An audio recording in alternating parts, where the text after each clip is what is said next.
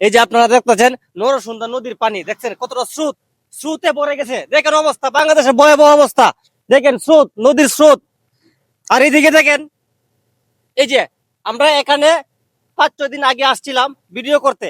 তো 5-6 দিন আগে কিন্তু এখানে সোনালী ফসলে ভরা ছিল, এখানে কোনো পানি ছিল না। আর এখন আসছি আজকে ভিডিও করতে, অবস্থা দেখতে পাচ্ছেন, দেখতে পাচ্ছেন যে নরসুন্দা পানি কতটা বৃদ্ধি পাইছে। এই বৃদ্ধি পাওয়ার ফলে আজকে বাংলাদেশের যে কৃষকের যে অবস্থা সেটা কিন্তু একবারেই ধ্বংস হয়ে গেছে। তো যদি বাংলাদেশে কৃষক কান্না করে, তাহলে সারা বছর বাংলাদেশে কান্না করতে হয়, কারণ আমাদের বাংলাদেশে 75% কৃষির উপর নির্ভরশীল। যদি কৃষি ক্ষতিগ্রস্ত হয়, তাহলে বাংলাদেশের অবস্থাও অনেক খারাপ হয়ে যায়।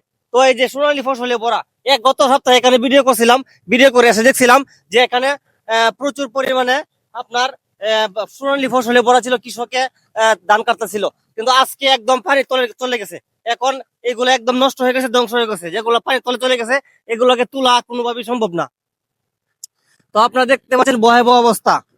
তো এই যে আপনারা যে এদিকে কাকি, হ্যাঁ চাচি, ভালো আছুন? ওখানে যে এইদিকে তো আপনার অবস্থা খারাপ আছে না, মানে একবারে খারাপ হয়ে গেছে না? আর এই যে নদীর পানি যে এটা তো কিরকম আছে আগে, 1 সপ্তাহ আগে? 1 সপ্তাহ আগে নামা থাকি না আরো নামাজ আছে, পানি এতটা আছে না। আর এখন তো একদম স্রোতে বেশি বেশি স্রোত নাকি? তো আপনি কি ক্ষেত করছেন নাকি, এরকম কিছু কৃষি টিষি আছে আপনার? আচ্ছা, আমার কিছু আপনি কি তুলছেন সবকিছু না, নাকি?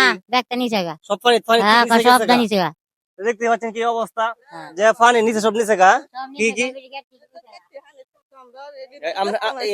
আমরা জমি আছে দেখতে পাইছেন?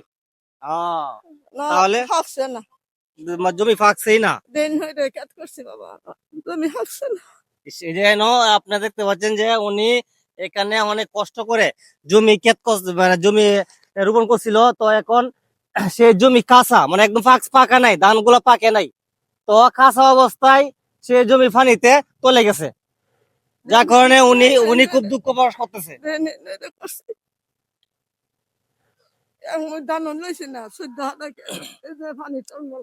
আপনি 1 ফুট ধানও গড়ে তুলতে পারেন নাই, মানে সম্পূর্ণভাবে ক্ষতিগ্রস্ত হয়ে গেছে। তো কি অবস্থা দেখতে পাচ্ছেন যে আসলে কি বলবো, প্রকৃতির এটা হচ্ছে প্রকৃতির লীলা।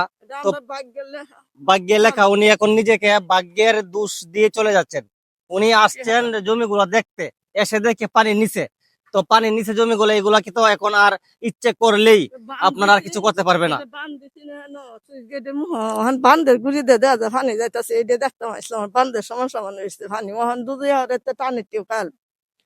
এখানে সুইচ গেটের নিচে, মানে নদী থেকে যে সুইচ গেট ছিল, সেই সুইচ গেট থেকে পানি এসে এখানে যে জমিটা একদম পানির নিচে চলে গেছে। যাই হোক, তো আপনারা দেখতে পাচ্ছেন আমাদের এলাকার অবস্থা ভালো না, ভয়াবহ অবস্থা। তো আপনারা সবাই দোয়া করবেন যেন যাদের ক্ষতিগ্রস্ত হয়েছে তারা যেন নিজেকে সান্ত্বনা দিয়ে সামনে দিনগুলো এগিয়ে যেতে পারে। ধন্যবাদ।